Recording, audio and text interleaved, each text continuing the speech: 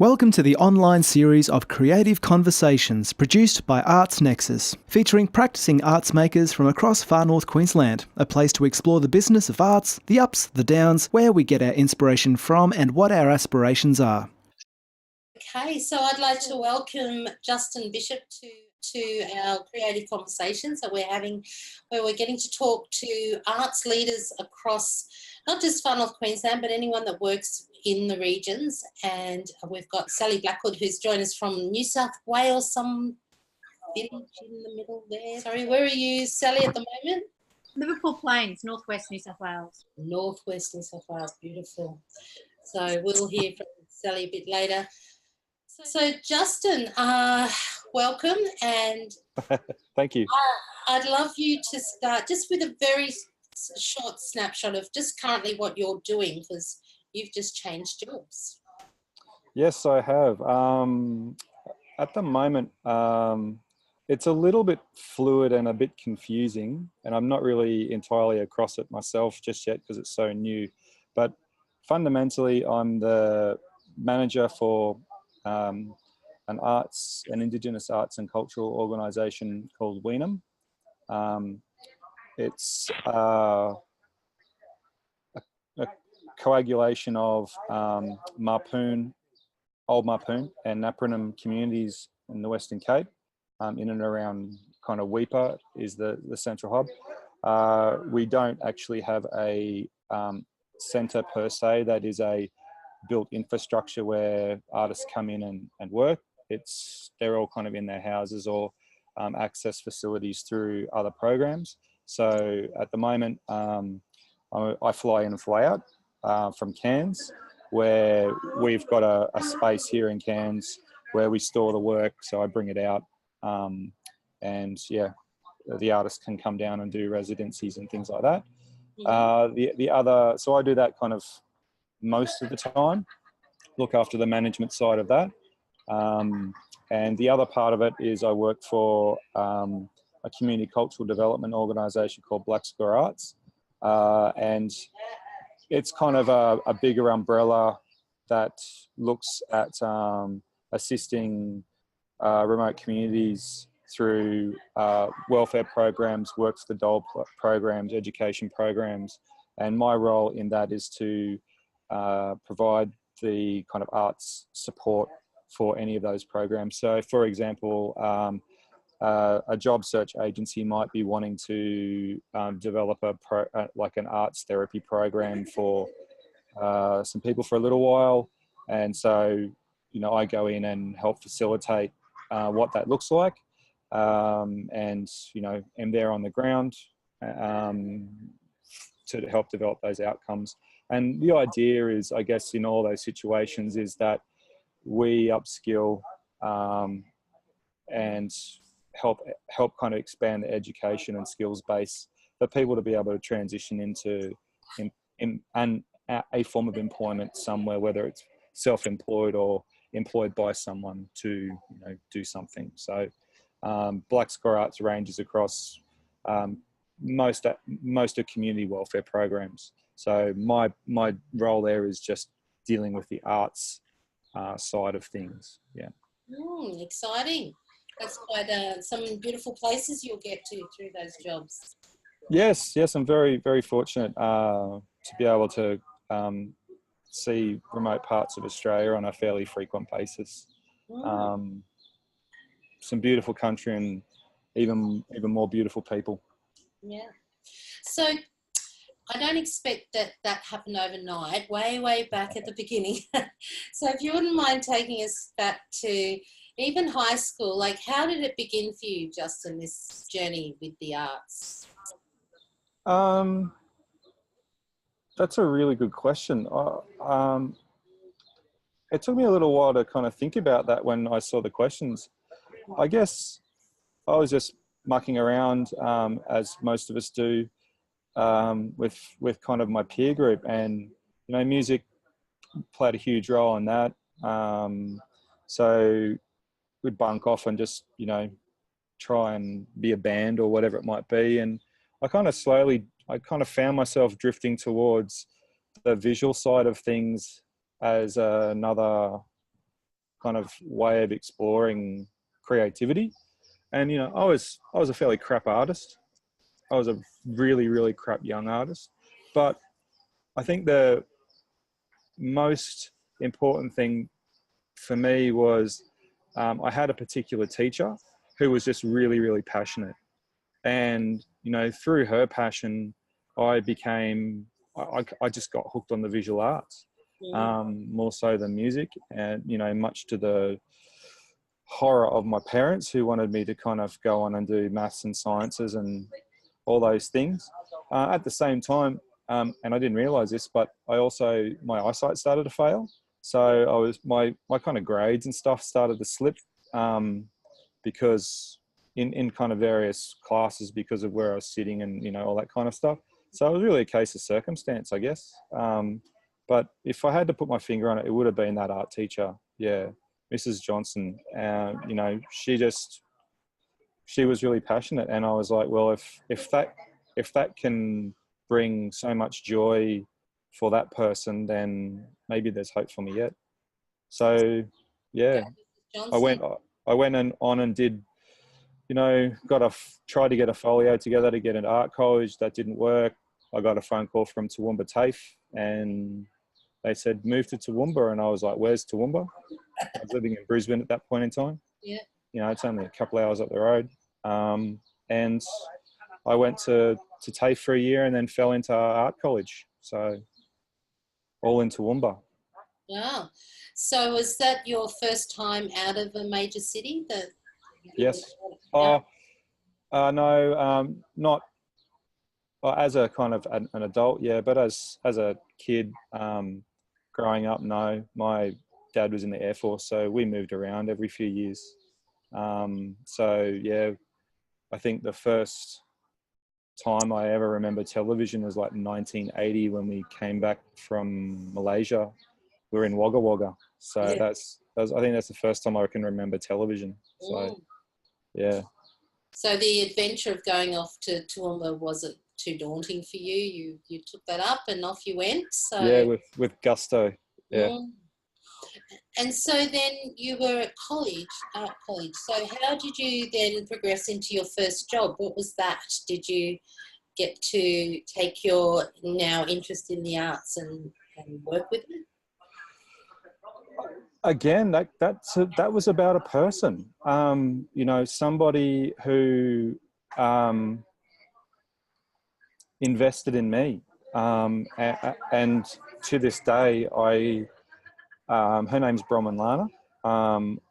You know, I literally owe her everything, because back there in the 90s, she was running a curator's course as part of the undergraduate degree there at the University of Southern Queensland.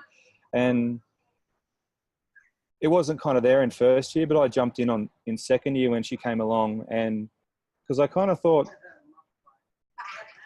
oh, you know, I need to know what else goes on here. It's not just about, you know, making stuff. And I was like 18 or 19 years old, you know, I was just a kid. So I was like, oh, I'll do this course, and I actually really enjoyed it. It was a small cohort of us doing it. It was only like 5 or 6 of us doing it. But she taught so much, and again, she was so passionate. So when it came time to kind of sending us all out into the real world, like they like to do at unis, we know, with a pat on the head and your little degree in your hand, she wrote me a letter, because she used to work at the Gold Coast City Art Gallery with Fran Considine, who was a former director. So she wrote me a letter of introduction and said, here, go and see the new director, who was John Walsh at the time. And I kind of turned up bright-eyed and bushy-tailed and said, look, you know, can I curate a show from your collection, you know, blah, blah, blah. And he was like, oh yeah, we'll have a think about it. And then I got a phone call the next Monday. They were installing a show, and one of their installers, or exhibition preparators as they are known professionally in the business, had broken his thumb, and they needed someone on the spot. And I just got a phone call. I was like, yeah, I'll be right there.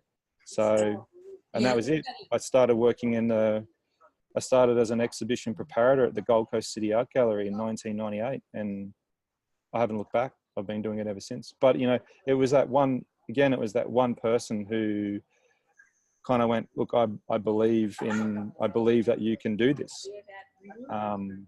That made the world a difference to me, you know, because by nature, you know, I still perceive myself as a very shy person. So that was a really hard thing for me to kind of front up, and, you know, looking the way I did with long hair and all that back then, it's just terrible. I mean, this is the late 90s.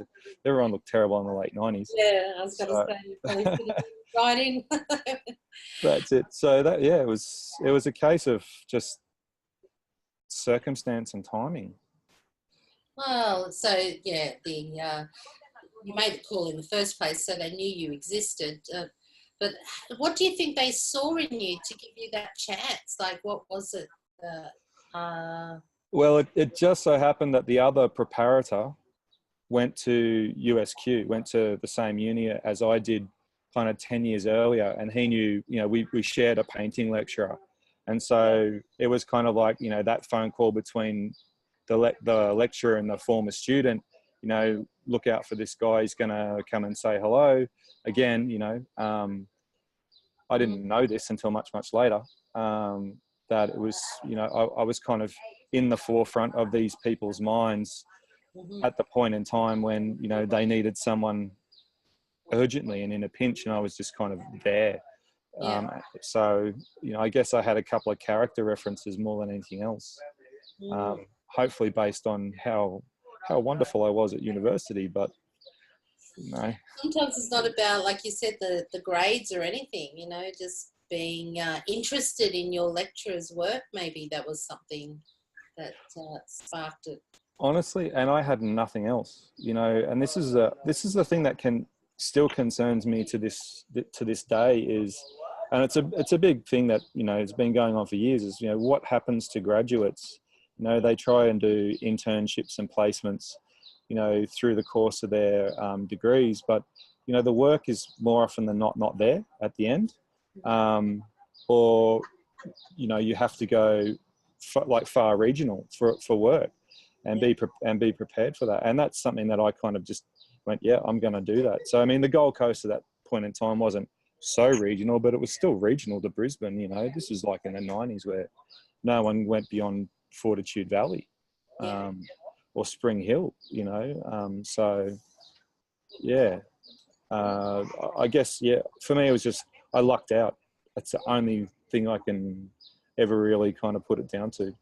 So you are talking now about significant people that have just nudged you a little bit here and there and guided you into some opportunities. So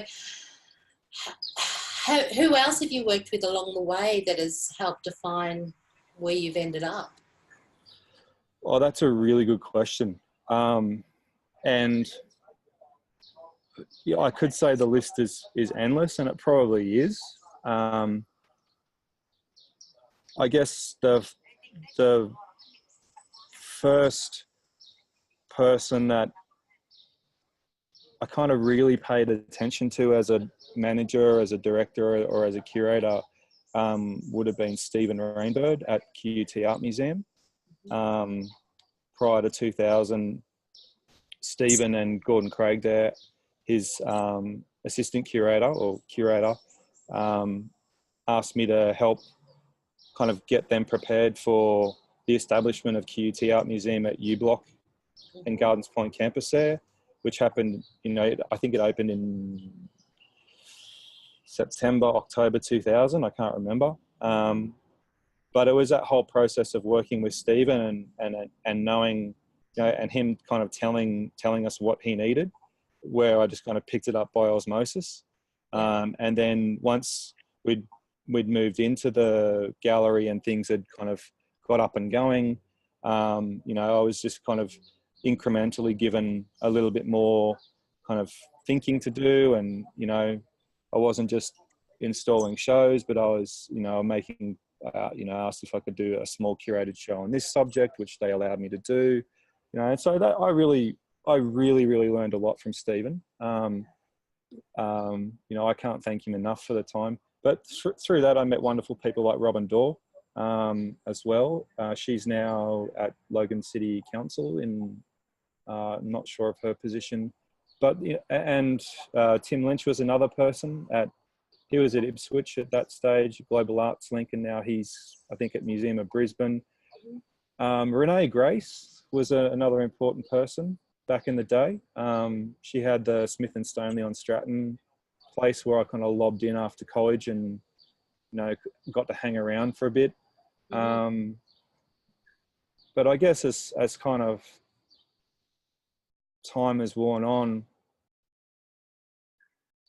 I've actually found it's colleagues that I'm working with now that are having kind of bigger influences on me. And so I've recently done the Museums and Gallery Services Queensland Standards program as a reviewer, which is a really great program. I urge you to check it out online. And it's for museums and galleries to kind of health check each other. And it runs across New South Wales and Queensland. It's really, really good. And so I've been asked to be a volunteer reviewer, and this has been my 3rd year. And I've been really fortunate that over the last 2 times I've worked with Elizabeth Bates, who's been a you know, Museum of Brisbane and Queensland Art Gallery. Oh, okay. Yeah, sorry, I got interrupted. I have to move my car, but Do you need to do that now? yeah, I do actually. So pause. We can pause. Yeah, give me 5 minutes.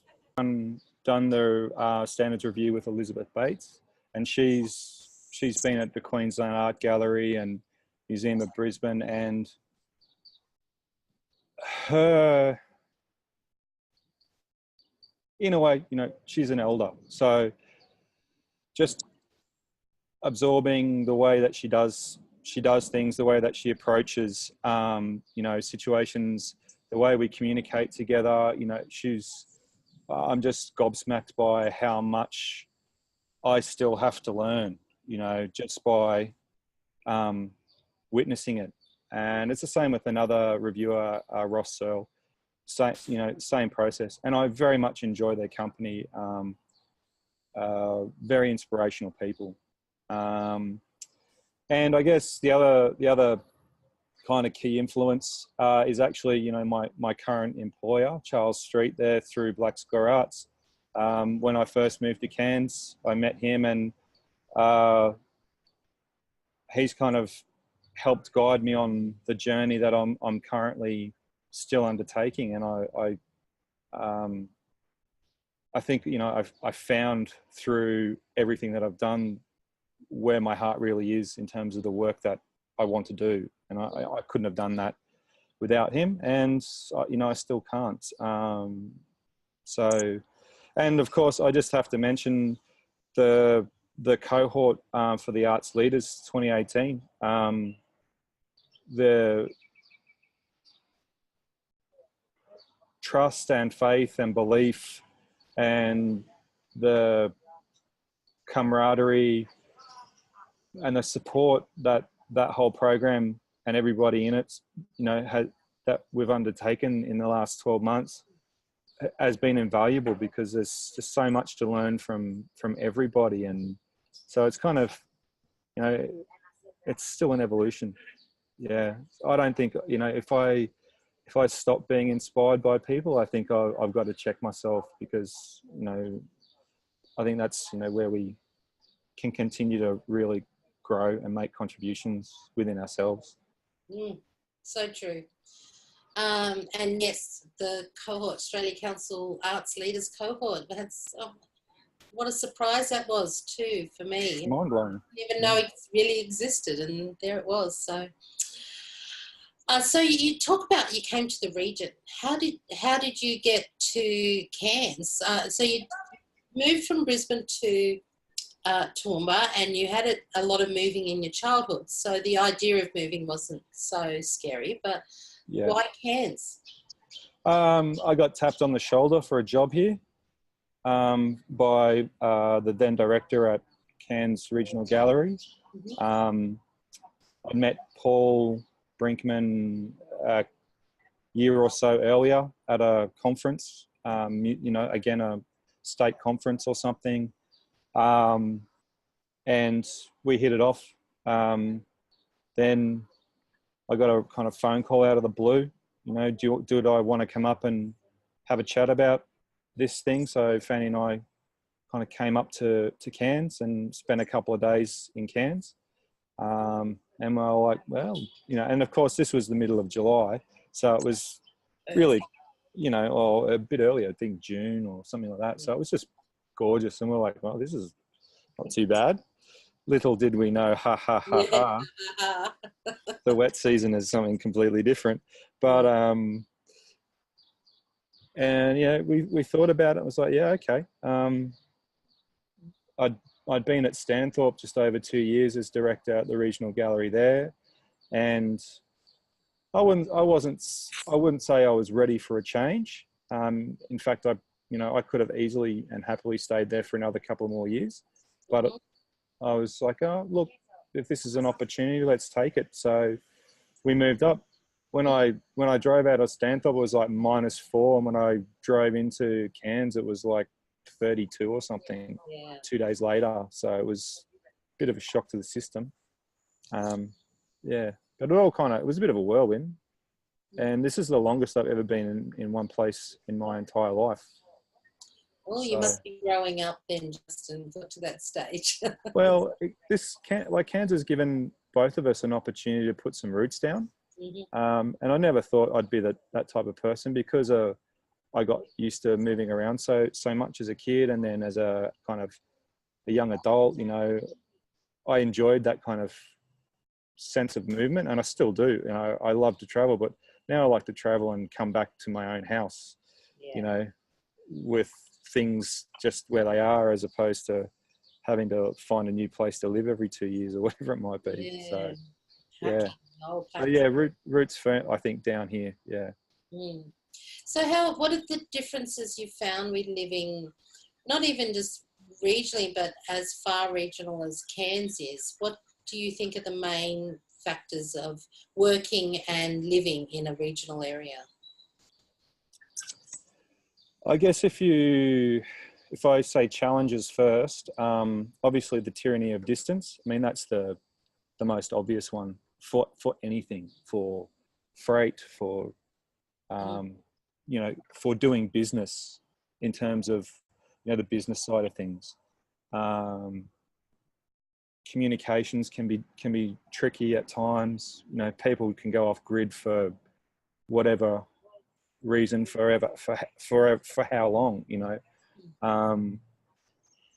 I'd say that's probably the key challenges. I think the other key challenge is also reminding those people in offices in George Street in Brisbane, in Canberra, in Sydney and Melbourne, that, you know, a place like Cairns and more exists. And it seems to be that there's a lot more awareness these days.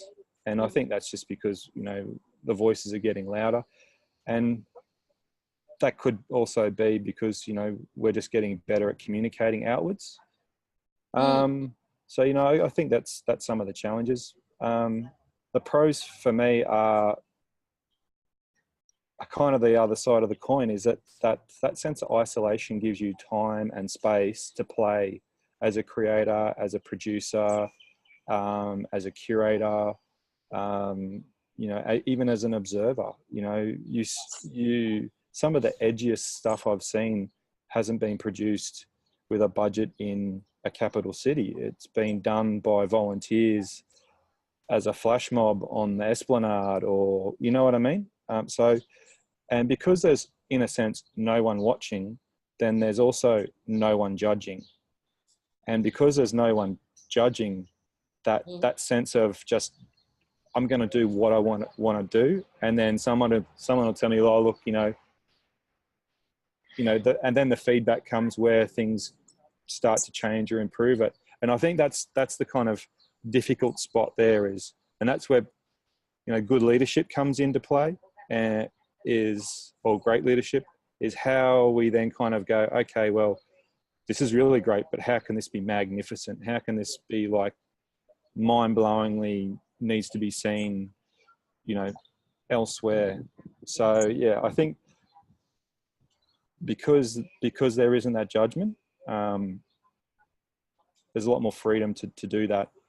But that doesn't necessarily mean that we're still not as connected, you know, and thankfully, you know, we're fairly, communication is very, very easy these days, or supposedly. So there's still kind of that global input that can happen. And when you kind of put that output, you know, it's not always back globally, it's usually back locally. The other thing is that because of the regions and environments are small, people tend to be more supportive of each other's activities. So, you know, I might not necessarily be a huge theatre fan or know much about theatre, but if there's something that someone says to me, look, you got to go and see this, I'll go and see it. You know, powerful and moving pieces can happen anywhere. Yeah. So, yeah. Yeah, for sure. So then with all of that, and I have to agree, the time, you know, being able to have time with people or let things happen, what would be your proudest moment then that you have? Perhaps let's narrow it down to why you've been here in Cairns, all the regions, in your work and personally, what would be your proudest moments? Wow, that's a really hard question.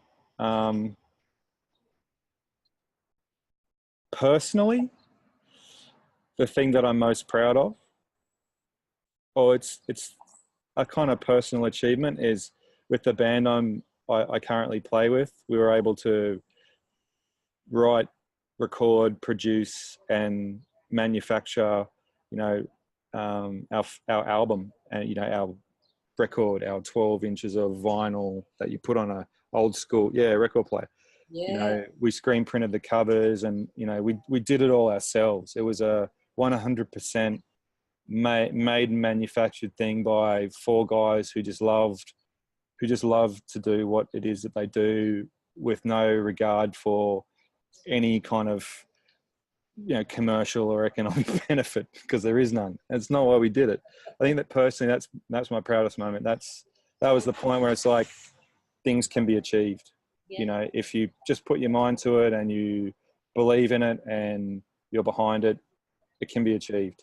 And you know, I have that now, which I'm quite proud of. Professionally, I would like to think my proudest I like to think that my mum would be proud of me following my heart in terms of the work that I do. You know, I drifted towards working in the regions, and I think, and I drifted there because I know in my heart of hearts that the most curious people with the most, with the biggest desire to affect change in their communities live in the regions. For me, that's from my discoveries. Yeah. And my proudest moments are working with every single one of those people to bring their exhibition together or bring their music event together or whatever it might be. So yeah, for me, that's, yeah, helping people realize their dreams, or, you know, their vision. They're my proudest moments professionally, quietly. I keep that to myself. Well, I'm glad you mentioned the music, because it's not a commonly known fact that you're in a band, and a particularly unique band. Yes. And I wondered whether this is part of how you sustain yourself as well, that you do have these different outlets. You have your job, and it's squarely in visual arts, and that's been a pathway. You're a visual artist yourself. Yep. So music, you mentioned it was back in high school, but you were never tempted into a career in music, or? Oh, look, I think, yes, I was, but it was about the right people at the right time. You know, Yeah,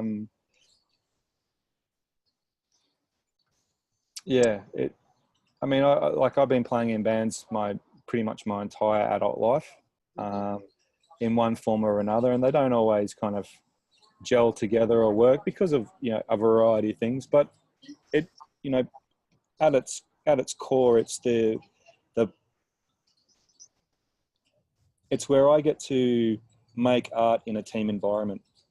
It's also an immediate form of expression and, you know, tension and release. So I get a lot of, you know, decompression through just, you know, practicing with the band once a week or whatever it might be. My arts practice, on the other hand, you know, that takes a lot of time. You know, I'm always thinking about what the next thing there is going to be, and the play that is involved there. You know, it takes a lot longer. And, you know, and that's for me. I don't listen to music when I make art at all. I'm of the Matisse school, where silence for me is the most important thing. I kind of need to hear what's going on in my head without any interruption. So yeah, I kind of have that very distinct thing where I like to make art on my own, but it's not musical. Whereas the other stuff, it's, you know, kind of, it also keeps me reminded about what team dynamics are about, and how they can change even in the most familiar of environments with the most familiar of relationships. So, yeah. Well, that's an interesting point too, that being able to find like-minded other musicians and hang together for such a while, and still in a regional context, I think that's amazing, you know, to have gravitated towards some other like-minded musos. How did you come together? That's a pretty good question. Again, it just kind of, it happened. When I first moved up here, I was introduced to Joel through a mutual friend who plays guitar, and he's a local graphic designer in town, you know, web designer and stuff like that. And then through another mutual friend, I met the guy who plays drums, Ollie, and he was poached by someone for an outfit, and then that same person asked me to join, and then they left the band. So it left, you know, me and the drummer together, and I'd been practicing in another band with Joel, and then I knew about this other guy, Scotty, who played guitar with you know, he was a friend of a drummer who was in our, you know, so it just kind of, people kind of came and went, and then all of a sudden it was like, oh, there's 4 of us now, so doing this. And so the other thing is, you know, we all work full-time jobs, so we certainly have no delusions of grandeur about what this is, but it's, you know, it's a mode of expression that we all enjoy. And you know, I think the other thing is that, you know, because we didn't grow up together, we're still discovering each other as people as well. We don't, you know, live in each other's pockets. So, you know, there's a lot of mutual respect there. But, you know, so we haven't kind of, you know, wailed on each other or dummy spat or anything like that. It's all been kind of, you know, all in all fairly ho-hum, because I'd like to think we're all well-balanced individuals, but that's not the case at all. Yeah. None of us are well-balanced individuals. So that's what makes it work. I think it's very interesting, the whole journey and having 2 lives, really. I mean, visual arts and music don't often go together. You know, there's designers and they cross over, and it's a very different art form, isn't it, that live performance versus the contemplative visual arts. Yeah, I guess it's that kind of, the 2 sides for me is knowing when, and this is the balance I'm still working on, you know, is knowing when I need that quiet time, and knowing when, you know, and programming or scheduling into my life the noise and the chaos that comes with doing gigs or whatever it might be. So yeah, it's a lot of fun. Well, I wouldn't mind asking Sally, actually, you've now moved to a country town, and how are you finding that in terms of musically, like being able to find like-minded people to even converse with? I found a lot of amazing artists, but not necessarily musicians. And I was just kind of thinking about that.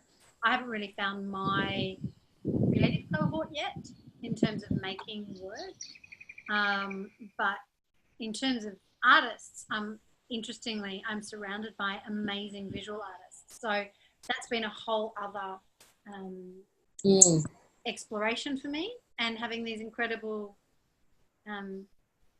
conversations with artists who have drawn me into their home, and you know, those kind of beautiful nights that you feel like you're in the pages of Henry Miller or something, and you know, really having those conversations and those long dinners that go on forever, and everyone's sharing food and talking art, and just incredible painters, and so that's been really amazing. And everyone lives in these extraordinary different areas as well, so there's no problem with traveling. Everyone travels 2 hours to get wherever they have to go, and so that's been really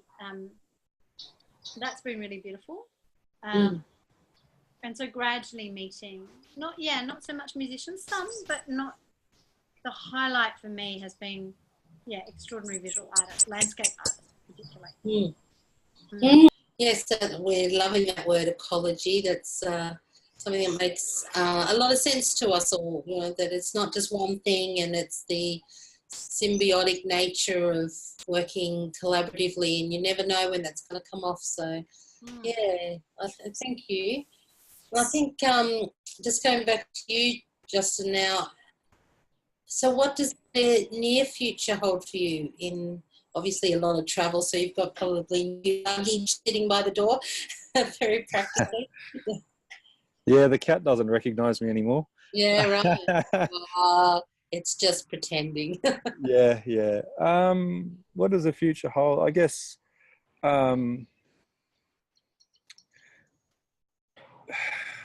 there's a lot of work. There's a lot of work to be done up in the north of Queensland and the Torres Strait, and you know, across in regional areas. There's, you know, for the most part, there's a lot of advocacy and lobbying needed for decent infrastructure to go in places, for people to come together to be able to collaborate, to make things, to spend time playing. And you know, and I'm not talking about multi-million-dollar art centres, but a $10,000 tin shed in some cases with a water tank is enough. You know, so there's a bit of that I'm really pushing towards in the next few years. And you know, funnily enough, that's one of the reasons why I left KickArts, but because of that whole infrastructure development. But you know, I guess it's about finding ways and means that we can grow the sector. I guess being able to impart as much as I possibly can, and assisting as much as I possibly can for particularly in arts workers, so that they can get some of the skills that they need, and they don't have to go and get a HECS debt, you know. So yeah, at the moment, for me, the future is alternative ways of education and education delivery that still gives people access to employment or create self-employment.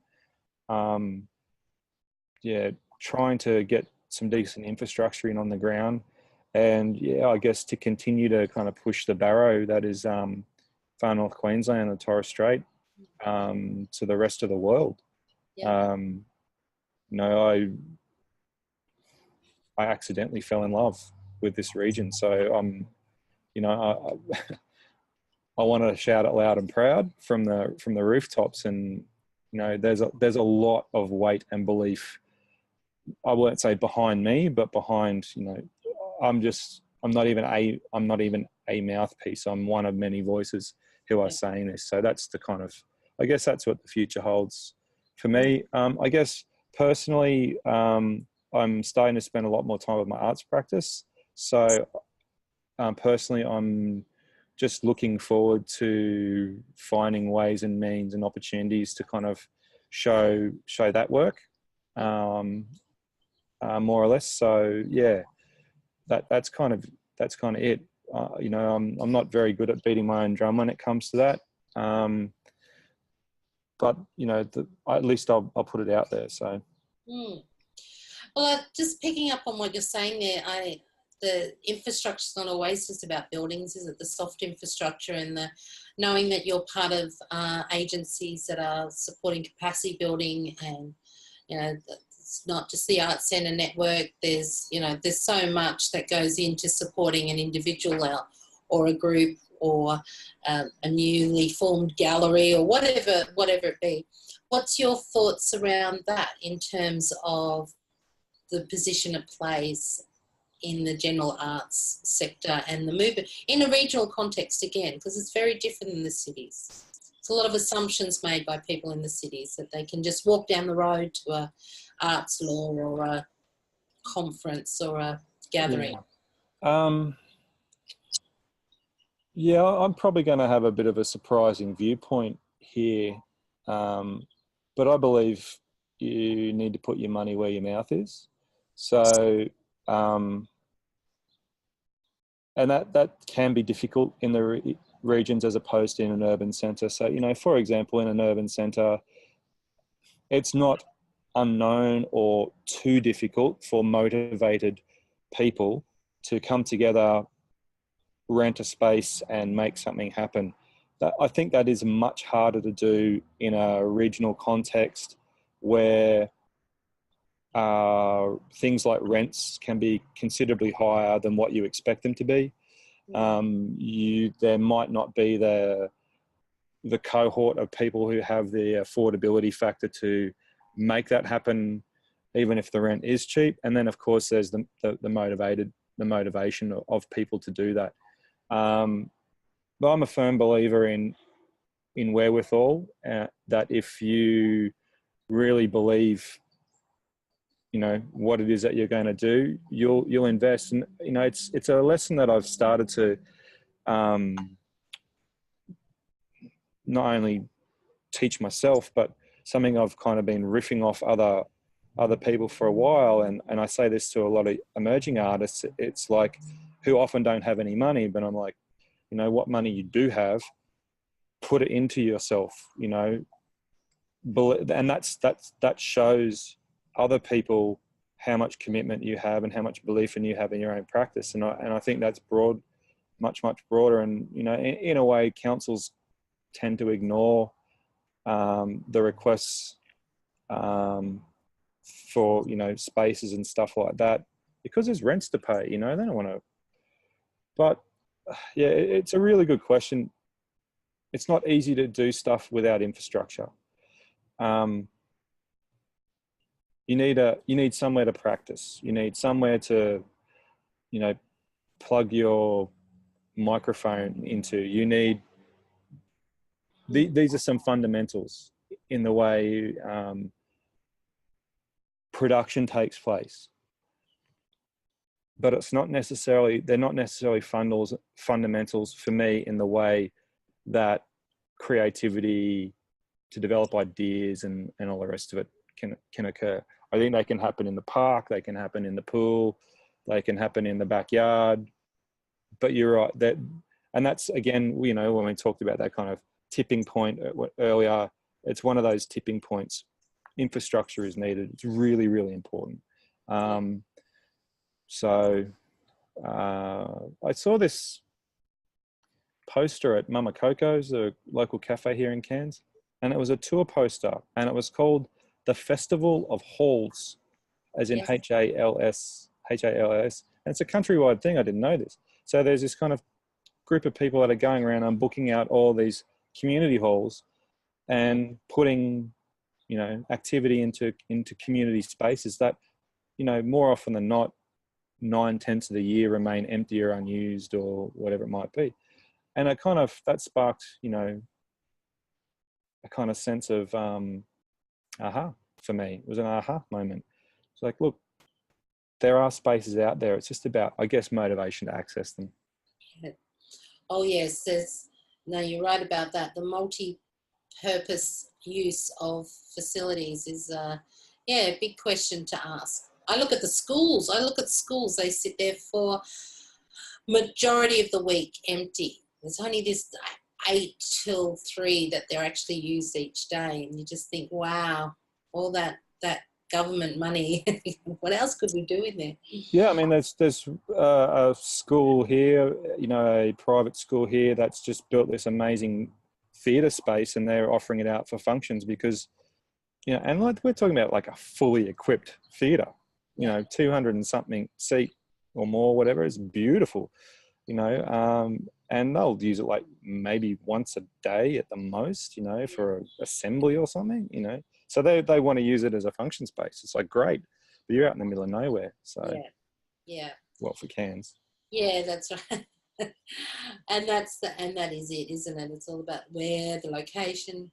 Well, look, is there anything else before we wrap up that you would like to share with us, or to make sure that we've got documented your final thoughts, Justin? I'm a firm believer that the regions are the engine driver of creativity in this country. And it took me less than 12 months living and embedding myself into a regional community to recognize that, to see that passion and that interest and that, desire to learn, and that all those wonderful questions that come up through amateur practitioners, and I mean amateur in the French term as in one who loves, and professionals. So yeah, I'm a firm believer in that we in the regions, with the limited resourcing that we have, do it far better than the capital cities do, because we do it without pretense. Yeah. And for me, I think that's a humbling thing to be a witness to. So, and it continues to inspire me to keep going. So that's why I don't think I don't really have the desire to do anything in a capital city other than visit and wave. Hi, bye. And that's it. Where is the nearest Lush? I have to go and get a present for my wife. Yeah, that's it. Shopping. That's probably the only real benefit to being in a major city. But pretty much. But I'd also just like to say thank you for the opportunity to open up a little bit about myself, Mel. It's very much appreciated. Oh, I found it fascinating. I really enjoyed to hear about your journey, and I must get to hear your band one day when they play. When we play, yeah, bring your earplugs. Bigger than the Elixir, though. That would just blow my head, I think. So yeah, bring your earplugs. It's pretty loud. Yeah, I imagine. Oh, though the vinyl sounds amazing. I'll just have to get a record player though, so I can play it. Well, and Sally, thank you too for joining us. That was very, very lovely to have your company with us. Yeah, lovely to see you again. You're most welcome. Good to see you too. All about it. You have to bring me one of your vinyls though. I'm excited. Yeah, we'll do. I'll pack a few. Yeah, great. Oh, well, we'll probably have some dancers that will do a little bit of an impromptu choreography to it too. I'm all up for interpretive dance.